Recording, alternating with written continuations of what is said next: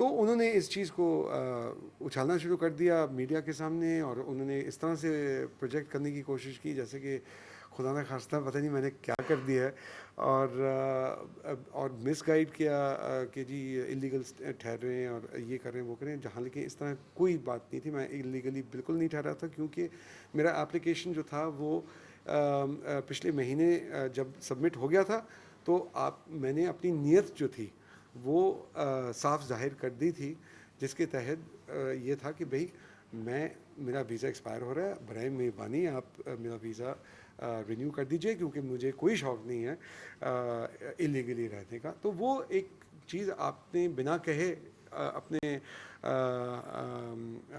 Action से आपने convey कर दी।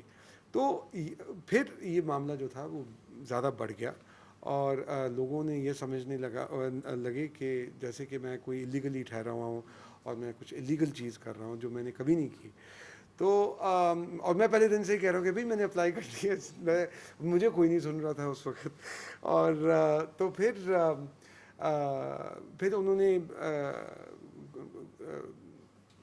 मामला जो था वो पॉलिटिकल भी हो गया थोड़ा सा। तो कोई बात नहीं, होता है लाइफ में। आप मानते हैं आपके इस पूरे मसले में कहीं ना कहीं पॉलिटिकल पार्टीज ने भी अपनी रोटी सेकी है?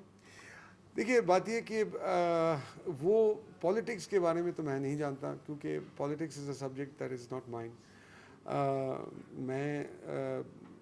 मैं पॉलिटिक्स नहीं जानता, वो राग दरबारी नहीं जानते, तो अच्छी बात है, वो अपना काम करें। मैं एज ए सेलिब्रिटी आपको इस चीज़ का नुकसान हुआ, आपका नाम? हाँ देखिए, वो तो ज़रूर है कि बिला वजह एक गलत किस्म की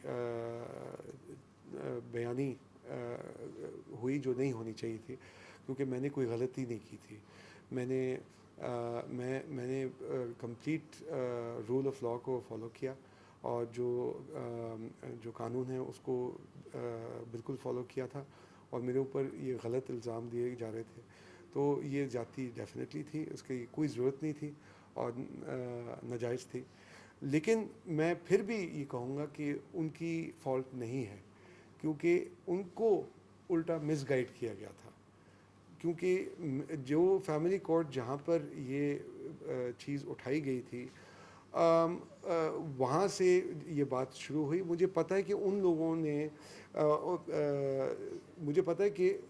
लोगों ने मीडिया के सामने लेके आए, और फिर उसके बाद कुछ लोगों ने जाके उनको यही मिस इन्फॉर्मेशन जाके पकड़ाई, और उसकी वजह से उन्होंने रिएक्शन दिया। तो it is not their fault, they were misguided. अब खुशखबरी ये भी आ रही है कि आप इंडियन रेजिडेंट होने जा रहे हैं, आपने अप्लाई किया? सिटीजनशिप, हाँ जी, बिल्कुल मैंने अप्लाई किया है इंडियन सिटीजनशिप के लिए। और देखिए 14 साल तो हो ही गए मुझे यहाँ पे, तो ये घर तो ऑलरेडी मेरा है। मैं अपने आप को एक मुंबईकर समझता हूँ, मैं अपने आप को इंडियन ऑलरेडी दिल से समझता हूँ।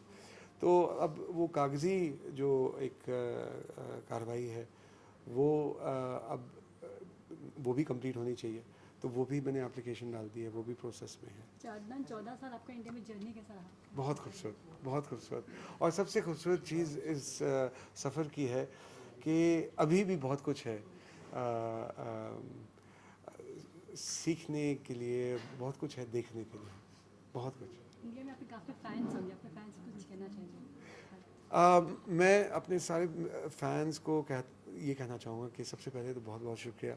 आप लोगों के प्यार की वजह से आज तक मैं अभी तक ज़िंदा हूँ, क्योंकि जिस प्यार के साथ आप सब मुझे पकड़ते हैं और इज़्ज़त देते हैं, उसके बगैर मैं कुछ नहीं हूँ।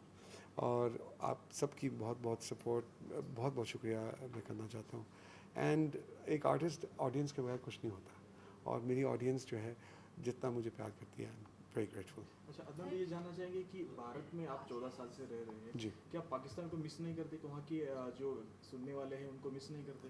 यहाँ पे ज़्यादा प्यार मिलता है कि क्या मतलब क्या वजह क्या है? नहीं ऐसी बात नहीं है।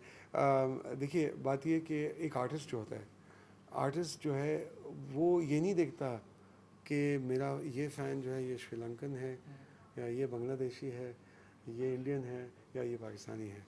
वो देखते हैं कि भाई आपको मेरा गाना पसंद है, मेरे लिए इतना ही काफ़ी है। तो प्यार जो है वो सब जगह से आता है। मेरा घर यहाँ पे पिछले 14 साल से है और अब मेरी कर्मभूमि यहाँ पे है, तो मेरे लिए यहाँ पर जो जितना मैंने अपनी ज़िंदगी में कहीं पे इतना वक्त नहीं गुजारा जितना मैंने यहाँ पे गुजारा है 14 साल।